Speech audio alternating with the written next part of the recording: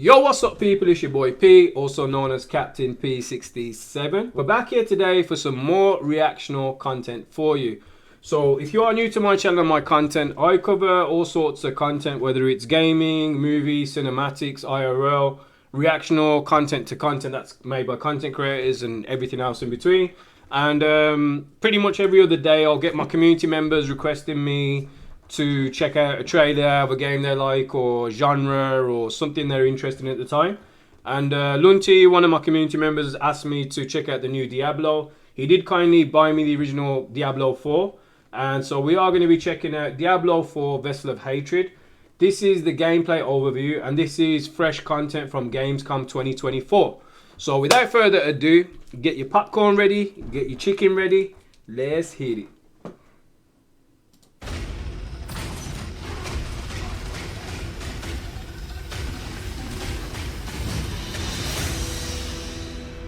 New region and game In Vessel of features. Hatred, All right. we travel south to Nahantu, a region with both deep ancient jungles and vast sprawling plains.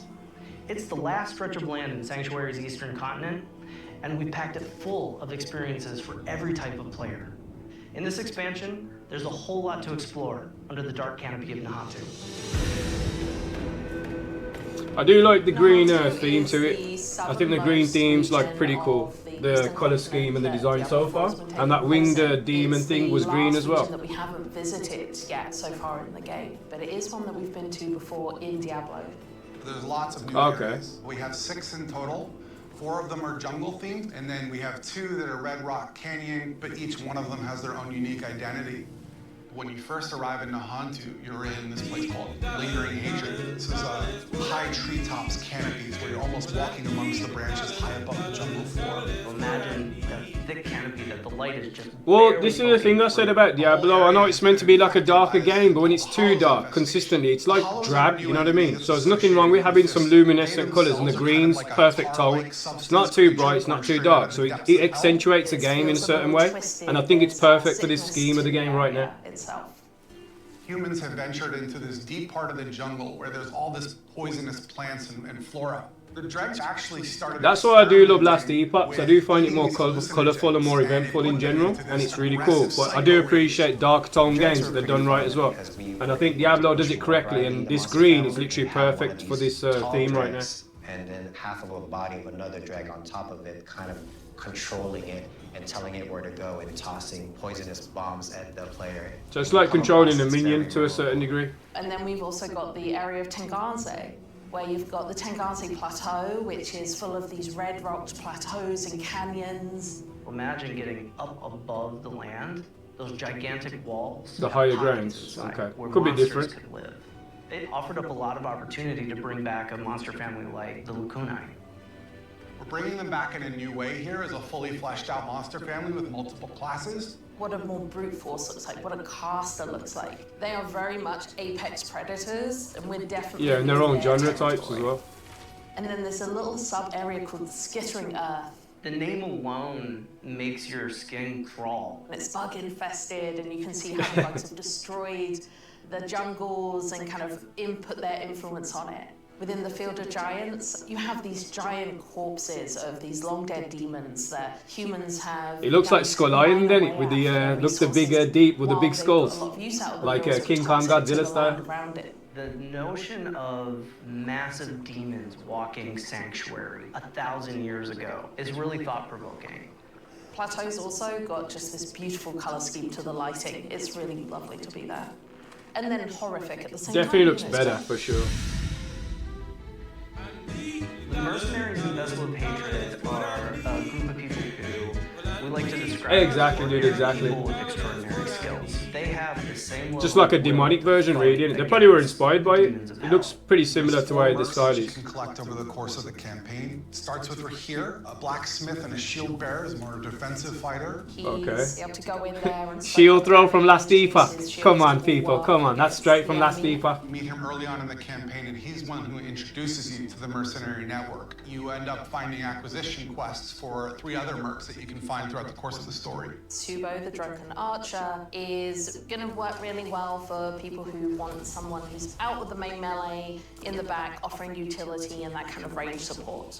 Ranged arrows, fire arrows, hail of arrows, melee combat, something different. close range. A really cool combat meter, a massacre meter where you need to keep killing enemies to get the meter to be filled. It's got a bunch of really interesting utilities. That was pretty cool with the grappling. Did you see a pull a group together? That could be good for crowd control in certain parts of towers, defenses and dungeons. Demon form and join you in combat. Okay. There's this really great reinforcement ability where you can take one of the mercenary skills and attach it to one of your powers so that when you use that skill, it calls them in to do a specific skill. With the mercenaries for Vessel, Right. Again, just more minion style, really, when you think about it. For Diablo 3, you had a very It's like Elden Ring having a mimic tier in it, a specific mimic tier on your team. Push a little bit more into the skill tree and make the mercenary the way you would want to play. Going through each mercenary progression arc and outfitting their skill tree so that it's complementary to your character build, I think that's where the fun in the mercenary system really lies. The Dark Citadel is a new in-game feature. Exactly, dude, exactly. Vessel of Hatred.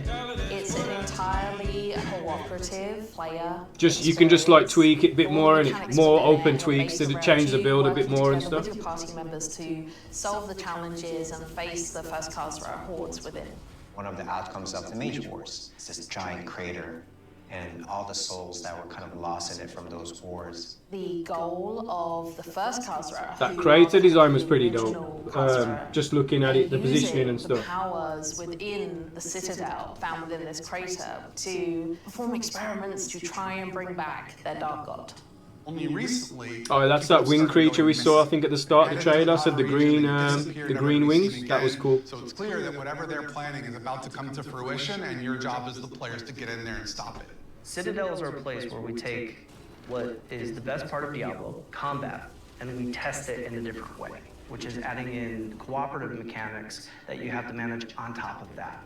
For example, a boss has an attack. As a player, you have to collect an item that allows you to reflect the attack back at him. So there's a little bit of a Twitch level mechanic there. We actually have to time the reaction shot. What's interesting about it is that you get multiple people in there. We're each responsible for reflecting that shot. Yeah, I was saying, this is like volleyball reflection. This is like Tekken all over again. You can't do that kind of thing without coordinating as a team, and that's sort of the example of what Citadel gameplay feels like. When designing the Citadel, we designed a lot of really cool bosses. That can be either really good in multiplayer or could be really frustrating if there's any online issues or teammates are just fucking that up. That's going to piss you off. But it could be really fun at the same time. A little bit of them after your victory. We also have a currency that's dedicated to the Citadel, where as you play through, a vendor can be interacted with to buy custom cosmetics that are unique to the Citadel. You can play with 2 people, but the ideal experience is for 4. In order to facilitate that, we built an all-new party fighter feature. More mechanisms like epoch tanking. It made a lot of sense to us to You're welcome, Diablo players, you're welcome. Thanks, you're welcome for last epoch's innovations. Let's go. Love to play together with their friends or with strangers and enjoy that cooperative gameplay. Spin to win, I'm seeing right now. I cannot wait for players to get into the world. I'm really just excited for people to see all the little hidden storytelling elements that the team has fit in. It's just interesting things to find and see and discover around every corner, and it's just a really great experience getting to explore and hunt. That was 7 minutes. I got through that quite quick then, really. Always leave it last second. Yeah, there's nothing else to check out on there. Well, there you go then, folks. That was Diablo 4, Vessel of Hatred, upcoming. Gameplay overview from Gamescom 2024. Hope you enjoyed that content if you are a fan of Diablo. And if you've never played it, that's the game itself and a few little tidbits of gameplay. You might like it if you try it. And looking at what else you get, I can see Warcat Mount, Armor Bundle. Oh, so there's some extra premium stuff if you want to pay a bit extra. But overall, that looked pretty decent from what I saw. You know, I do enjoy Last Epoch personally more overall, but I'm always open-minded to check out content and talk about content. I'm not really playing Diablo right now, but like I said, my community members do play it a lot, and they'll still mention, I'm still up to date, so I'll still ask questions, still learn about the game. But yeah, links will be in the description below, folks. So if you did enjoy that content enough, on Twitch you can follow the channel, which I stream on every day. And if you do want me to cover more Diablo content just to react to it, or give like a unbiased opinion and just give like some factual feedback from an unbiased point of view, then just hit me up on the stream. And you can also comment in the YouTube channel as well. So if you want to post some comments, whether you're hype, you're not hype, if it's good thing or bad thing, or what you'd like to be added or to be taken away, and let me know as well. But apart from that, wherever you are, have a good morning, have a good night, have a good evening. I will catch you on the next one. Take it easy and peace out.